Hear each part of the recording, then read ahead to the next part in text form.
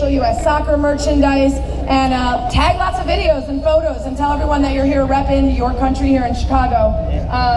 And we have a special little surprise here coming up.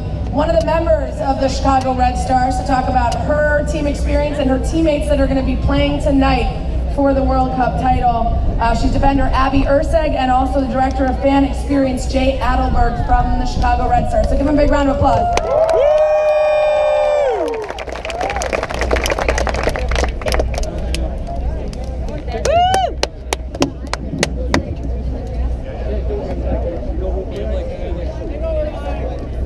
Let's move a little closer. Hey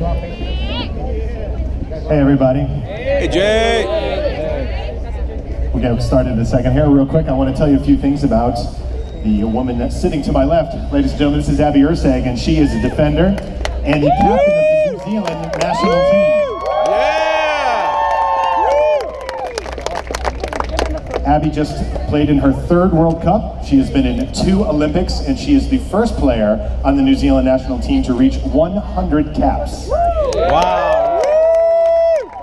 On top of all that, she is a player right here in Chicago for the Chicago Red Stars. Yeah! Let's get your mic.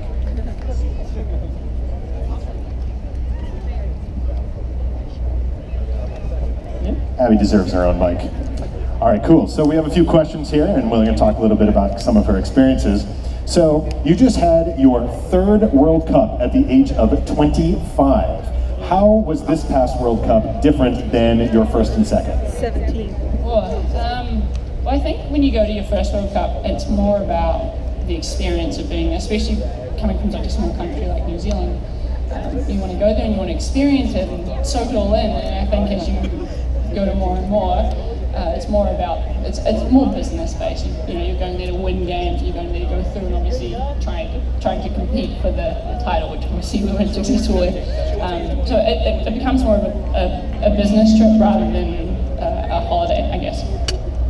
All right. What was the atmosphere like for you this year in Canada, and how did it compare, say, to Germany 4 years ago? Well, I think having lived in America, it was a little bit closer to home for me, I guess you could say home. So it was really cool. Obviously there's a little bit more support, and it actually felt like an American home World Cup rather than the Canadian. I mean, the support there is absolutely insane, which has been really cool to see.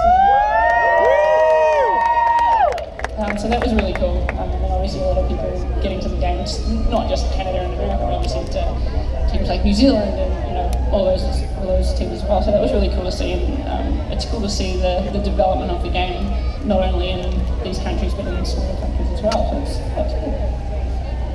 Now there are a few national teams that have had to play against former coaches this year in the World Cup. So what was it like playing against John Herdman's team for you? Yeah, John, he came to New Zealand, I think it was 2006, and he basically built us from the ground up. So he knew every single one of our players, I think from probably the age of 16 onwards. So it was difficult, you've grown up with someone, he's taught you sort of everything you know, and then he's left and gone to another team, and he's now teaching them everything they know. So it is a tough job, but at the same time, it was nice to see him. It was nice to be able to go, this is where I'm at now, this is, I've taken what you've taught me and I've grown in this way, and this is what I want to show you. And at the same time, you want to be able to beat that team and go, suck it a little bit. Obviously, we couldn't come away with a win, but we didn't lose, which was a bit of a bonus. So we'll have to wait probably another 4 years for that bragging right to come around. Now, besides having to play against a former coach, you also had to play against 3 of your teammates on the Canadian national team, so KK LeBlanc, Adriana Leon, and Melissa Tancredi. What was that experience like, having to get on there and go head-to-head against some of your teammates here on the Red Stars? Yeah, I think it's a little bit different, obviously playing week in and week out with them here. You know them a little bit better and a little bit more on a personal level, so it's, again, it's that business side of things, but at the end of the day you can walk away and shake hands and, have a laugh. So it was a cool experience. Playing them, especially playing the whole World Cup for them, seeing the amount of support that they had was really, really cool. Now, as you're a defender, and Tancredi and Leon are both forwards, so do you feel that being on the same team with them, being on the Red Stars with them, gave you a little bit of advantage defending against them on your third of the field? Yeah, I mean, I know them a little bit better than most defenders do, so that we did have that advantage. But no, it's cool.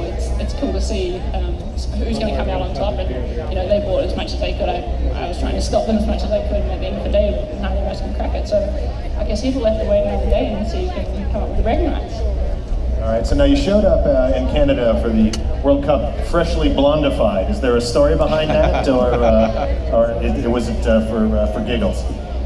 It wasn't for giggles. I didn't want people to laugh at me, but no, you just I didn't mean that. mix it up and keep it fresh, I suppose. No real story behind it though. So what did you learn with this World Cup experience that you can bring back to the Red Stars and use for your advantage? I think with any World Cup, any national team tour, any time you go and play in a different country, you always take things away from that country, whether it be the type of football that they play or the coaching styles. There's always something you can take away. So again, from this World Cup, I'll take small things away, whether it be if I can defend better against Melissa Tancredi or but yeah, it helps develop you as a player, which you have to be thankful for, that we get those opportunities to go away to different countries and play different tournaments and be able to do that. So now this time up in Canada, did you get a chance to visit any fun tourist spots or eat any bizarre Canadian foods? Bizarre Canadian food? No, I went up to Whistler. We didn't get much time off, like I said, it is a business trip, so you get a couple of days off here and there, and you can't sort of venture out too far. So we went up to Whistler when we were in Vancouver, which was a beautiful, beautiful city. I absolutely loved it. Now, how do you think that the expanded competition field, how did that change the tournament, compared to previous tournaments? I know, I think it's good.